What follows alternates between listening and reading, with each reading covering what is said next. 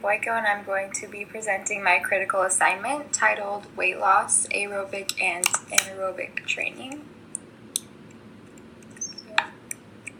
Okay. I'm a personal trainer, and I've been doing that for a little over a year now. And one thing that I've noticed with all my clientele is that they've typically had one universal goal, and that is to lose weight. And weight management is a pressing issue in many places, and especially in America, our obesity rates are at an all-time high, and essentially we need to discover why and to learn how to tackle this in each individual human being. So in order to do so, we need to know what are the most effective ways to lose weight. And in my opinion, I do not think there's enough clear research in regards to how do I lose weight effectively. And by effectively, I mean a program that is clear and sure that you are going to get to the goal that you want to get to. It's so important to have that clarity so you don't feel like you're working for nothing. And there's so many people that have this goal that I believe we should have a clear path in order to get there based on the individual. So my research question is, does aerobic exercise coupled or combined with resistance training cause more fat loss than aerobic exercise alone? And by aerobic exercise, I mean cardio-based workouts, so like treadmill, running on the treadmill, running outside, Stairmaster, elliptical. And then anaerobic training is when we get more into the weights, the resistance training, so like bands, resistance bands, weights, stuff like that. And the hypothesis of this study predicts that the use of both aerobic and anaerobic training will be more effective in a weight loss program than just aerobic training alone. And I want to delve into this because I feel like a lot of people think that they just have to do a bunch of cardio in order to lose weight.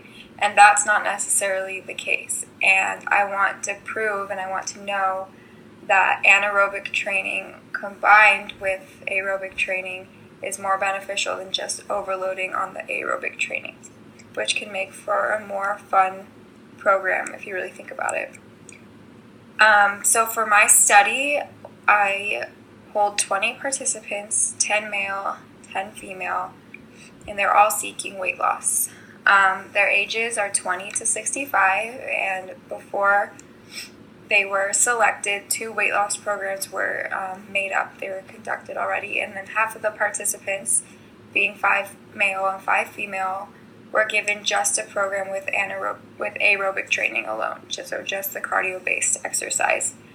And the other half, another 5 male and 5 female, were given a program that incorporates both aerobic and anaerobic or resistance training. And in order to ensure validity and reliability of this study, each participant was assigned a personal trainer to help ensure safety of the program so that they don't injure themselves, and also accountability, because the study isn't going to be accurate if some of these participants aren't showing up to complete their workouts, essentially. And the thing that we're measuring in this study is body fat percentage. And there'll be a prior body fat percentage taken, so before they even start the programs, and then a middle one, so the 3rd week mark, because this is a 6-week holistic program, and then the end, so at the end of the 6 weeks. And by doing so, to measure this, they'll need the Tanita scale, which is a bioelectrical impedance analysis form of measuring body fat percentage, and this will be provided for the study. And then they have to use that every time they measure their body fat percentage because it will ensure reliability. And then once all the body fat percentages are gathered, the p-value as a statistical measurement will be discovered from the results, which will show us our results. So the end result from that is that the combined aerobic and anaerobic group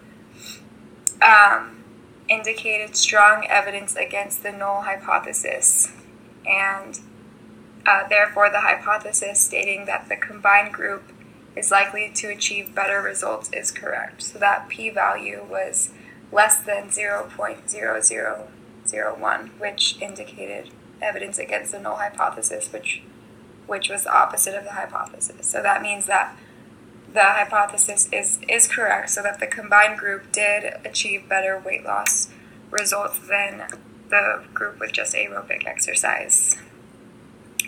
So all in all, it is proven that both of these forms of training are beneficial. There's no denying that.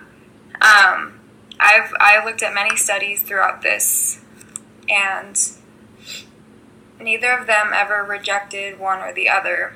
Sometimes they would make one superior, but most of the times it would just be pretty neutral. In this particular study, though, the use of anaerobic training coupled with aerobic training came out most beneficial to the overall population of the participants in relation to their weight loss goal. And in reality, if we really get down to the meat of things, everybody has a different body type, and everybody has a different tolerance. Everybody has different endurances and different health conditions and everything. So what works for one person won't necessarily work for another person. So if somebody is quite serious about their weight loss journey and their fitness journey, then odds are they're going to be doing some trial and error. But it doesn't harm anybody that a few studies pave the way to show that this may work more so than the other. And personally, as being a trainer, I've seen that this is really true, that aerobic training and anaerobic training make for a really great match in order to achieve weight loss results. I personally don't agree with somebody spending hours and hours on a treadmill, and I believe that a lot of people think that that's how they're going to get results. But in order to achieve quicker and more efficient results, I really believe that combining these two is like the best duo, and studies have proven that. So yeah, when it comes down to it, everybody has a different body type, and everybody has something different that they will need to work with. And I forgot to mention too, in the methods section, each participant in this study was put on a low-calorie diet in order to balance out everything, because if somebody's starting a weight loss program, it can't just be exercise. It has to be diet, because diet is 80% of losing weight anyway. And I think a lot of the times, as people who want to lose weight, we sabotage ourselves because we put more effort into one area than the other. But diet and exercise need to be up to par, and the participants in this study were made sure of that. So therefore they got, and because of that, they got better results. So that is the end of my presentation, I believe. Yes, there it is. So thank you so much for listening, and I hope you enjoyed it and that it shed some light on this issue.